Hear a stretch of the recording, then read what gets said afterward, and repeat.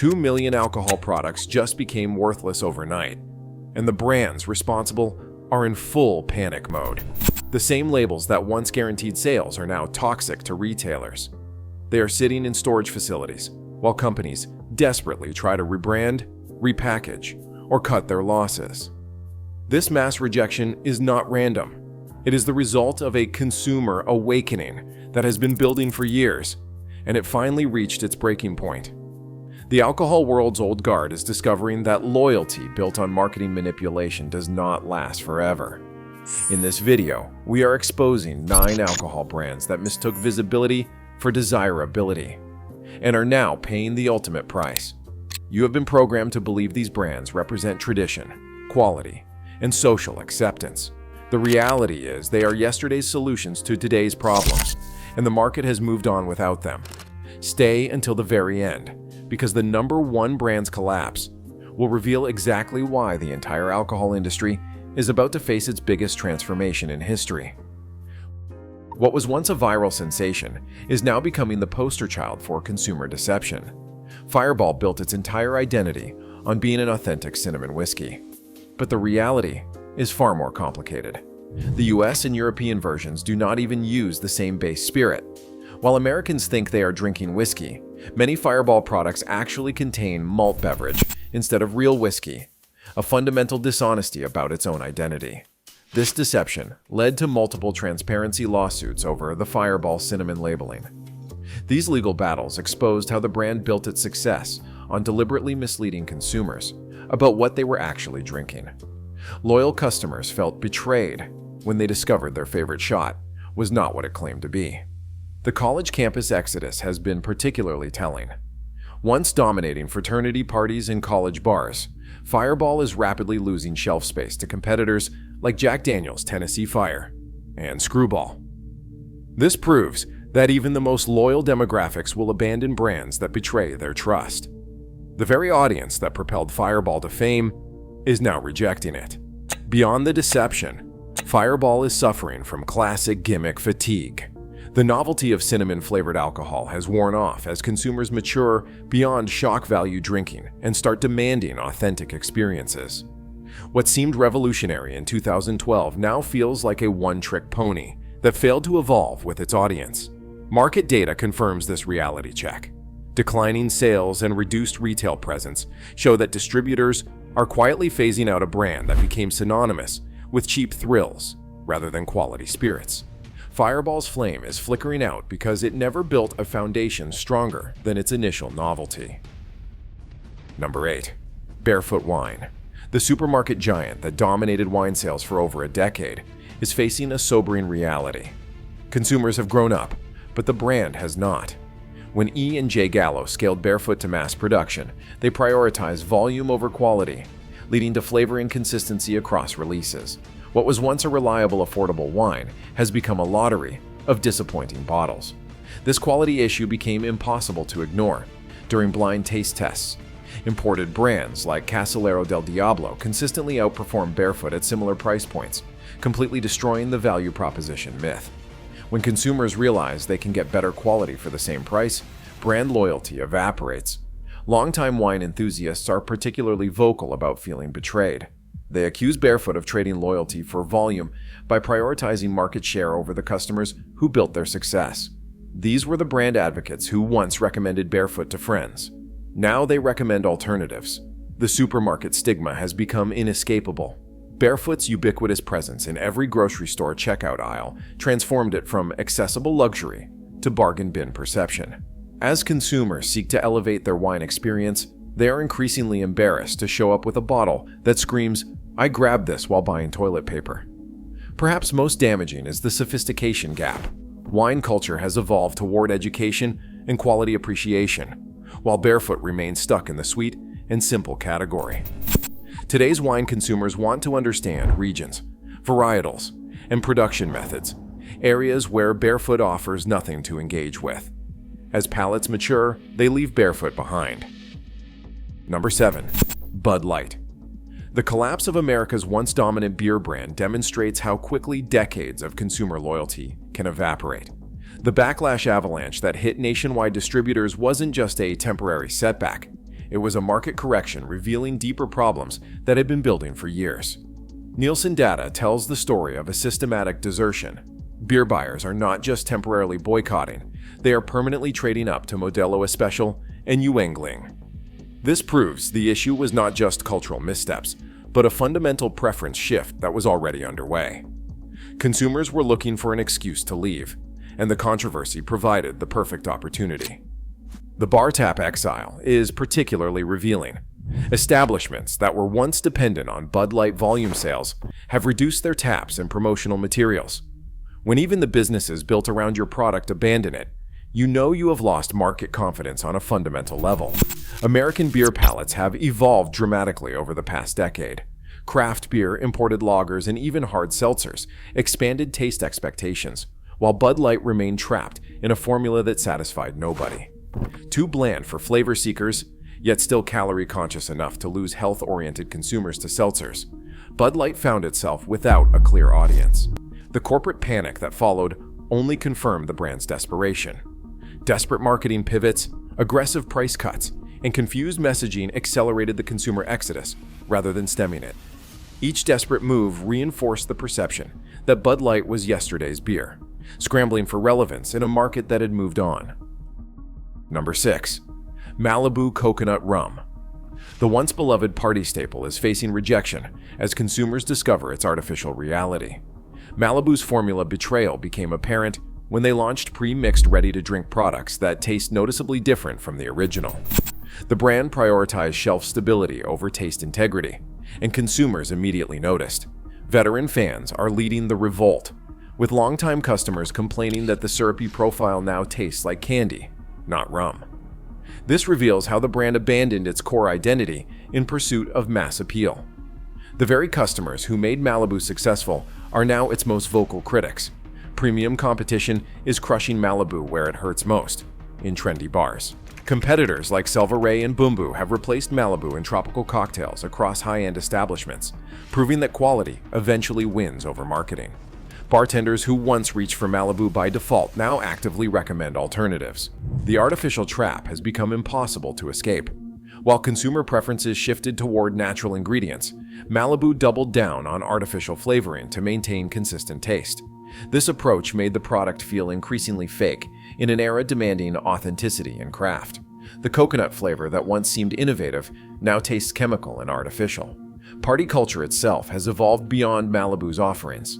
Today's drinking culture has moved away from sugary artificial mixers towards sophisticated natural ingredients that Malibu simply cannot provide.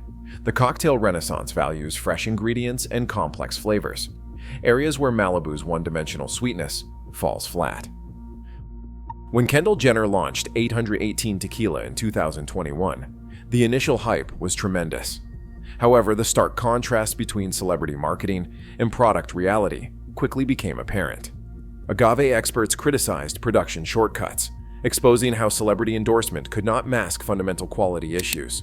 The brand relied on fame rather than craftsmanship. Authenticity questions have plagued 818 Tequila since its inception. Investigations into its third-party distilling practices raised serious concerns about sustainability claims and cultural authenticity. The brand's disconnect from traditional tequila culture became impossible to ignore, especially for consumers increasingly educated about tequila production. The expert exodus tells the real story. Serious tequila drinkers have pivoted toward additive-free brands like Tequila Ocho and Fortaleza, abandoning celebrity marketing for genuine craftsmanship. When people who truly understand tequila will not drink your product, it is only a matter of time before casual consumers follow their lead. The celebrity curse has turned into a liability rather than an asset. As consumers start prioritizing substance over star power, 818 Tequila's foundation looks increasingly shaky. What initially drove curious first purchases became an obstacle to repeat business, as drinkers realized they were paying for a name, not quality. Most damaging has been the rise of tequila education. As consumers learn about traditional production methods, additive-free distillation, and the importance of highland versus lowland agave, 818 Tequila's shortcuts become impossible to hide. Informed consumers reject manufactured authenticity, and the tequila market is becoming more informed by the day. Number 4. Stella Artois. Belgium's once prestigious lager has fallen victim to its own global ambition. The taste betrayal became apparent after production expanded worldwide, with consumer complaints about a lighter, less bitter flavor mounting. The taste change was impossible to ignore. By scaling beyond Belgium to meet worldwide demand, Stella destroyed the very characteristics that made it special. The premium perception collapse followed quickly. As Stella's import status became meaningless through local production in multiple countries, consumers realized they were paying premium prices for what had essentially become a mass-market beer. This revealed that authenticity cannot survive corporate efficiency. The European lager defection has been particularly telling. Stella is losing momentum to competitors like Peroni and Heineken among upscale European lager fans, the very demographic that once considered it superior. This proves that heritage means nothing without consistent quality to back it up. Stella fell into the classic globalization trap. In attempting to maximize global reach, they diluted the very characteristics that made the brand special in the first place. The distinctive Belgian brewing traditions became marketing talking points rather than production realities. The disconnect between marketing and reality has become impossible to ignore. While advertising continues to position Stella as a premium European lager, the actual product experience drives sophisticated beer drinkers away. The elegant chalice glassware cannot disguise the increasingly ordinary beer it contains. Number 3. Bacardi Superior Rum. The world's most famous rum brand is discovering that history alone can't sustain sales. The rise of premium rum brands like Diplomatico and Plantation has exposed Bacardi's quality gaps, making its limitations impossible to ignore. Consumers who sample these alternatives rarely return to Bacardi as their rum of choice. Generational rejection is particularly evident among younger drinkers who view Bacardi as merely a mixing rum, not a sipping spirit. This shows how the brand has lost aspirational appeal. While previous generations might have proudly displayed a Bacardi bottle in their home bars, today's spirits enthusiasts hide it in the back or replace it entirely. Retail data confirms this reality. Standard Bacardi stock-keeping units show slower movement compared to spiced and aged rums, proving market preference has shifted beyond basic white rum offerings. While Bacardi remains a massive company with multiple brands, its flagship product is increasingly seen as an unexciting commodity rather than a premium spirit. The craft revolution has left Bacardi looking industrial and soulless compared to artisanal alternatives. As consumers connect with stories of small batch production and family tradition, Bacardi's corporate scale becomes a liability rather than an asset. The very efficiency that made Bacardi successful now makes it feel impersonal. The legacy brand trap has ensnared Bacardi completely. By resting on historical reputation, the company failed to innovate meaningfully within their category. When consumers started demanding quality and character over familiarity, Bacardi had little to offer beyond its recognizable logo and bat symbol. Number 2. White Claw Surge. The high alcohol by volume extension of America's favorite hard seltzer demonstrates how brand extensions can backfire spectacularly. Consumer criticism of Surge's harsh taste and empty buzz compared to original White Claw exposed how the brand fundamentally misunderstood its own appeal. The very lightness that made White Claw successful was abandoned in pursuit of higher alcohol content.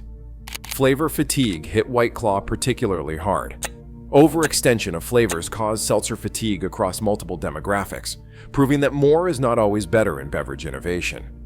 As consumers faced endless variations of essentially the same product, decision fatigue set in, and many simply opted out of the category entirely. Retailer rebellion tells the real story of Surge's failure.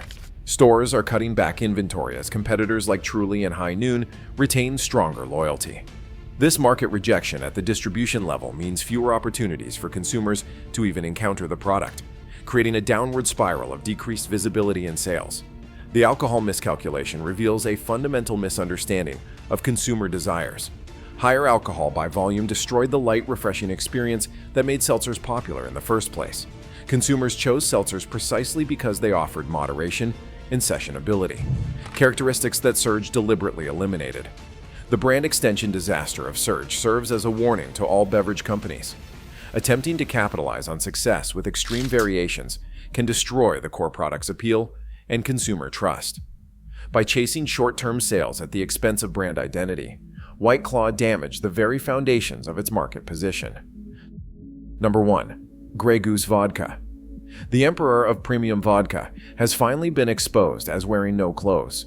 Blind test humiliation has been particularly damaging, with mixing tests finding similar smoothness to mid-tier vodkas like Tito's and Kettle One. This completely destroys the premium quality justification that Grey Goose has relied on for decades. The luxury positioning collapse was inevitable once consumers started questioning what they were actually paying for. Grey Goose's French luxury positioning increasingly clashes with consumers' value-driven mindset, showing that manufactured prestige no longer works in a market demanding transparency and authenticity. Bar industry insiders confirm the reality check. Many establishments now keep Grey Goose mainly for nostalgic customers or image-conscious clientele, not for quality preference. When even professional mixologists and bartenders acknowledge the emperor has no clothes, consumer perception inevitably follows. Grey Goose represents the ultimate example of the emperor's new clothes syndrome in spirits. The entire premium vodka category was built on marketing rather than measurable quality differences. As one distiller famously noted, the difference between a $10 vodka and a $30 vodka is $20 of marketing. The consumer awakening around Grey Goose epitomizes the transformation happening across the alcohol industry. Educated drinkers have realized they were paying for packaging and marketing rather than a superior product, leading to the collapse of artificial premium positioning. This awareness is spreading beyond vodka to challenge similar myths across all spirits categories. So what does this alcohol apocalypse really tell us? That the industry built empires on lies, and consumers finally stopped believing them. These brands didn't fail because they got worse. They failed because people got smarter. The 2 million dumped products aren't just inventory mistakes. They're evidence of a market that's done paying premium prices for average experiences.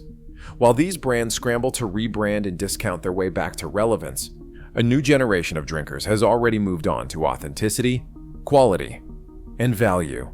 Because that's the brutal truth about consumer loyalty. It's not about tradition or marketing budgets. It's about trust. Once you break that trust, no amount of celebrity endorsements or nostalgic advertising can bring it back.